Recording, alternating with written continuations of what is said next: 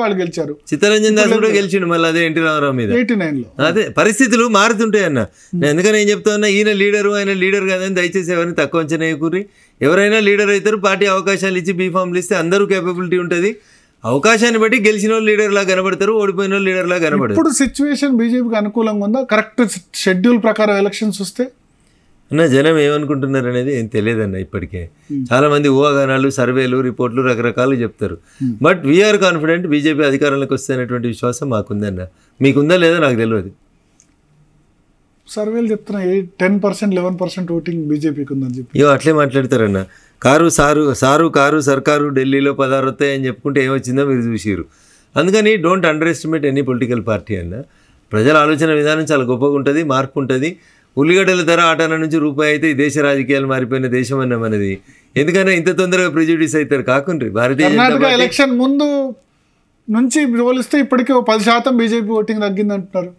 1% కూడా తగ్గలేదు అన్న. 0 బండి సంజయ్ని మార్చిన తర్వాత, కిషన్ రెడ్డి అధ్యక్షుడు అయిన తర్వాత అన్న మీరంతా బాగా ఎడ్యుకేటెడ్ అయినటువంటి జర్నలిస్ట్ మిత్రులు కూడా ఇట్లా మాట్లాడడం అనేది దురదృష్టం. బండి సంజయ్ని మార్చడేందన్న.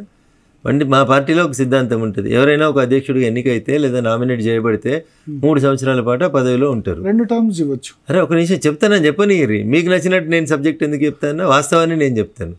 బండి సంజయ్ గారి టెన్యూర్ 2023 ఫిబ్రవరికి అయిపోయింది. రెన్యువల్ చేయాలా చేయకూడదు అనేది హైకమాండ్ నిర్ణయం.